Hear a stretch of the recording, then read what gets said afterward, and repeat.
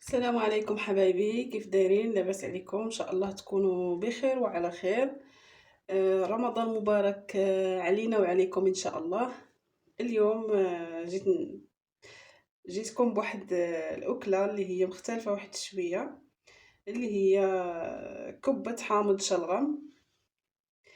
اللي هي اكله عراقيه، واتمنى من العراقيين يعني يسامحوني اذا غلطت في المقادير او في نقصت شي او زيدت شي، فاعذروني.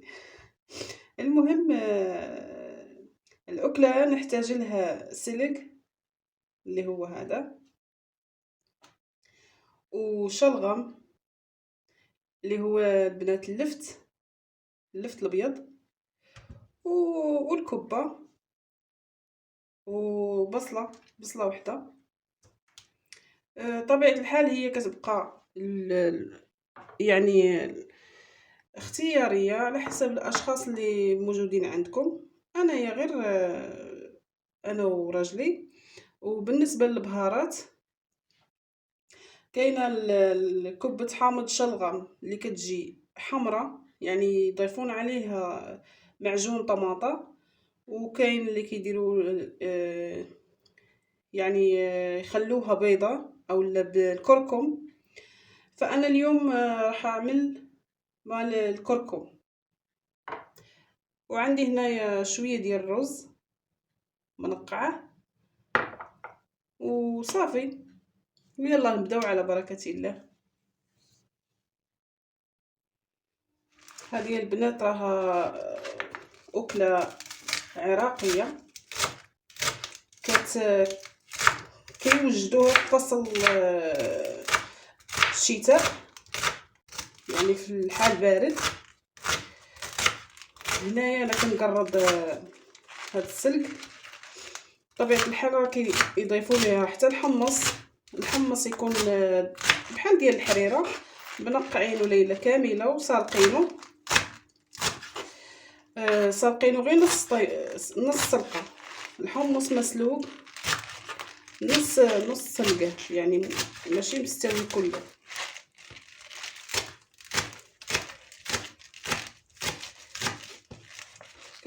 كتقرضوا بحال هكا شويه ناعم. هذا السلق بحال السبانخ، يعني نوع من الانواع بحال هكا ديال السبانخ. ما عرفتش في المغرب واش اشنو الاسم ديالو. الورقه ديالو كبيره بحال هكا. راه كيديروه في هاد الشوربه، وكيديروه في سميتو في الدولمه المحشي. صافي انا هنايا غادي نستمر في التقطاع ديال هاد السلق وديال اللفت اللي هو الشلغم، ونعاودو نتلاقاو.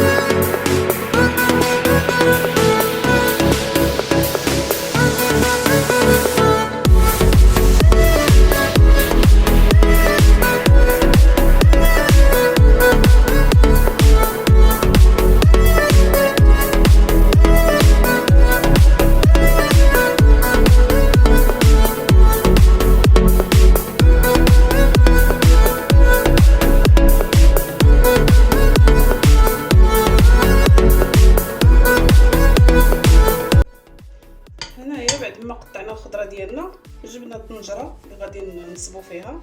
درت فيها واحد شويه ديال الزيت نباتي،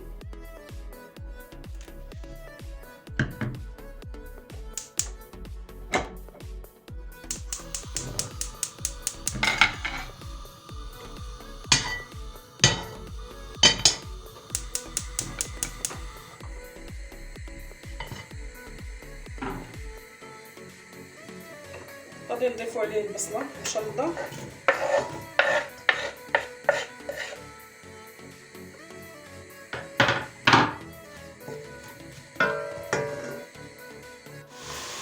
صافي هنايا بعد ما تشحرات شويه البصله ضفت عليها شويه ديال الملح، وهنايا ضفت الشلغم اللفت.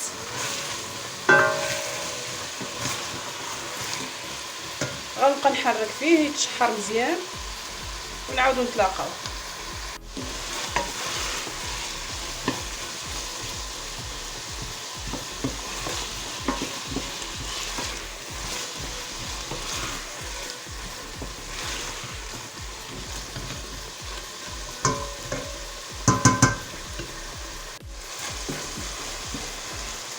هنا بعد ما تشحروا شويه غادي نضيف عليهم السلق.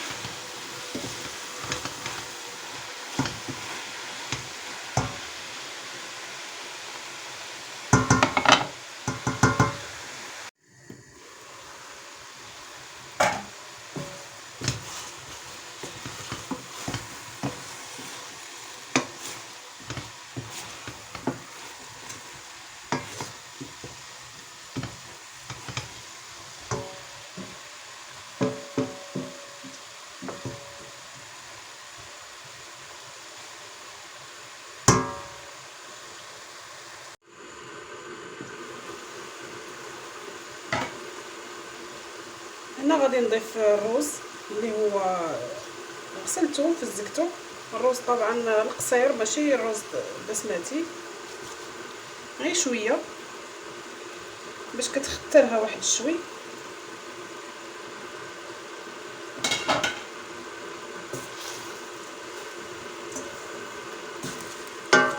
اللي كيبغيها حمراء كيدير ليها معجون طماطم.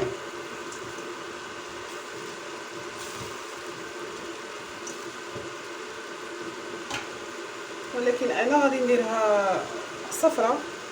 غندير لها شويه الكركم. البهارات كديروا شويه الفلفل الاسود وشويه ديال الكاري. انا بالحكم ديال الزوج ديالي ما كياكلش البهارات، غنكتفي غير بالكركم فقط.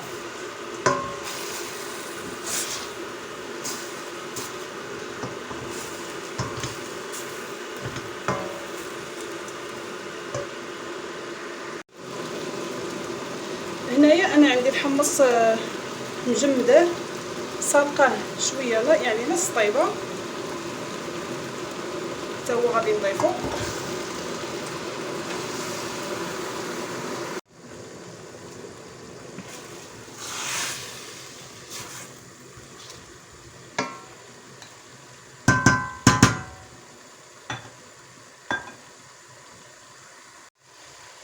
هنا غادي نزيد عصير ديال جوج ديال الليمونات،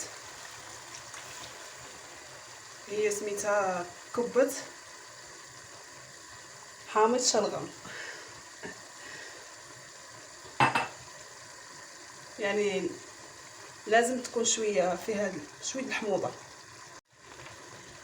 انا غندير هذا الليم اللي هو لومي بصره تيقولوا ليه. هذه اختياريه، انا كيعجبني في الاكل، ماشي ضروري، ولكن انا ضفتها صافي وغادي نمرق.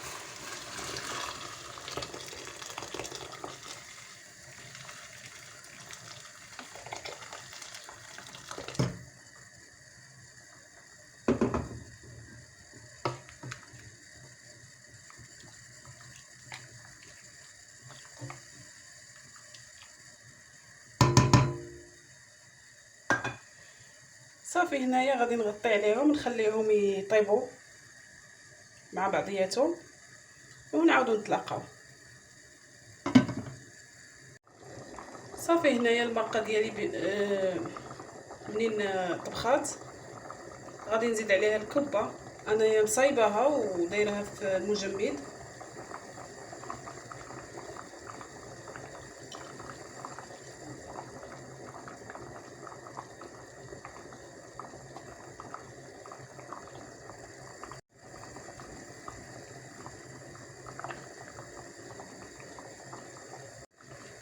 صافي غنبدا نحركها غير بشويه، نحركها بشويه ما نحركهاش بالجهد.